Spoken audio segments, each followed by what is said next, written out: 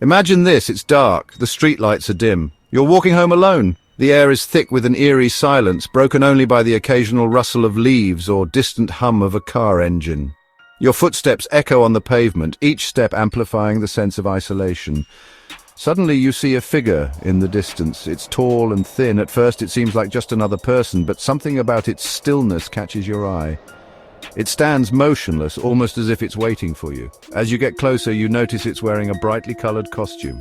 The colors are jarring against the dark backdrop of the night, making the figure even more unsettling. A shock of red hair, a white painted face, a wide painted smile, the kind of smile that should be inviting, but in this context it feels menacing. The eyes, though, are what truly send a shiver down your spine. They seem to follow you, piercing through the darkness. But something about it feels off. This isn't funny. This is terrifying. The juxtaposition of the cheerful costume and the sinister setting creates a sense of dread that you can't shake off. This is the image that haunted America in the fall of 2016. Reports of creepy clowns lurking in the shadows, appearing in unexpected places and causing widespread panic. Clowns, once symbols of joy and laughter, became harbingers of fear, lurking in the shadows, peering from the woods. Their presence was a stark contrast to their traditional role as entertainers. They were everywhere and nowhere, feeding on our deepest fears.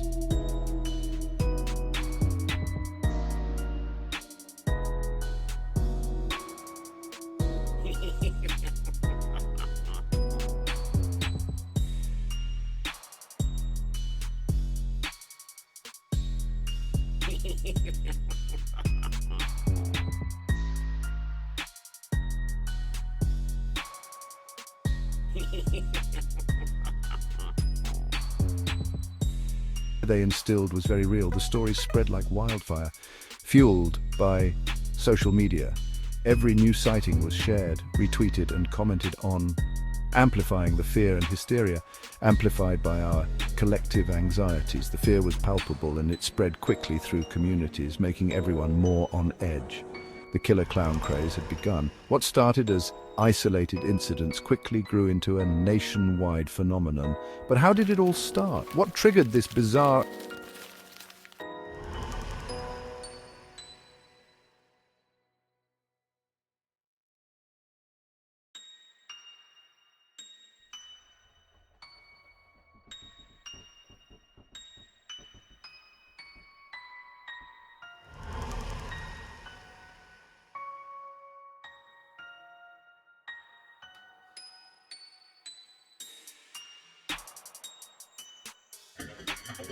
of suggestion, how a simple idea can take root in our minds and grow into something much larger, the contagious nature of fear.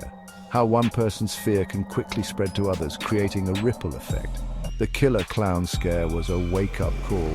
It showed us how quickly fear can spread, how easily we can be influenced by the media and each other.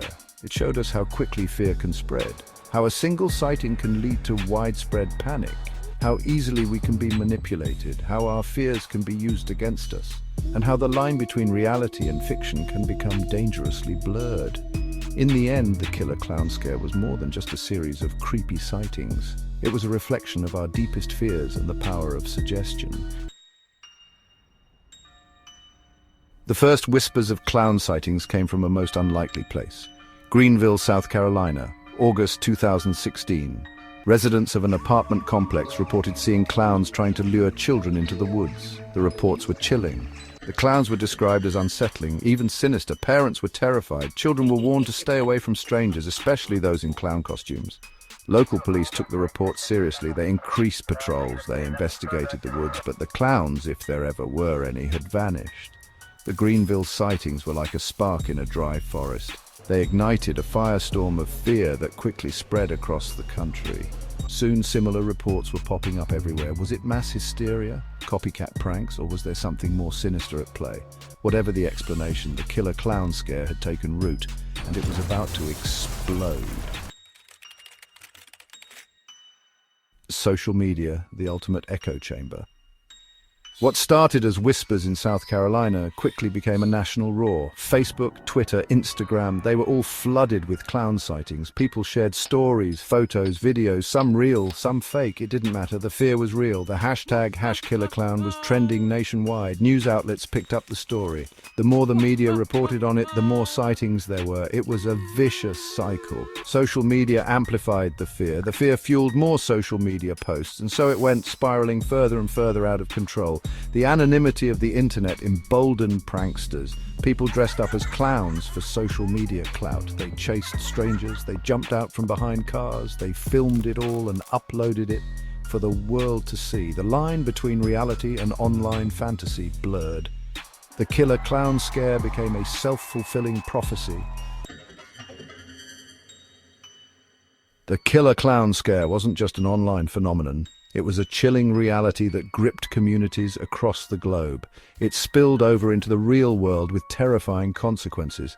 What started as a few isolated incidents quickly escalated into widespread panic. People reported being chased by clowns, cars were vandalized, schools went on lockdown. The fear was palpable. Parents were afraid to let their children walk to school, and communities were on high alert. In some cases, the encounters were downright dangerous. The line between prank and genuine threat became increasingly blurred. In Pennsylvania, a 16-year-old boy was stabbed to death during a fight that reportedly involved someone wearing a clown mask. This tragic incident highlighted the deadly potential of the hysteria. In Ohio, a woman called 911 to report being attacked by a clown wielding a knife. These weren't just pranks, they were serious threats to public safety. Across the country, police were inundated with calls about suspicious clown activity. Arrests were made, charges were filed. Law enforcement agencies struggled to keep up with the sheer volume of reports. The killer clown craze had gone too far.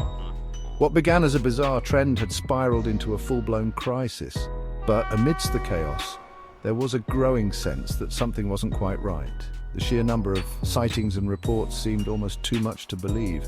Many of the sightings were turning out to be hoaxes, teenagers looking for a thrill, pranksters seeking attention. The line between reality and fiction was increasingly hard to discern. Teenagers looking for a thrill, pranksters seeking attention. The hysteria was fueled by those who found amusement in the chaos they created. The media, hungry for a story, had amplified the fear beyond proportion. Sensational headlines and 24-hour news cycles kept the public in a state of constant anxiety. But the damage was already done. The killer clown phenomenon had left a lasting impact, a reminder of how quickly fear can spread and how difficult it can be to distinguish between reality and illusion.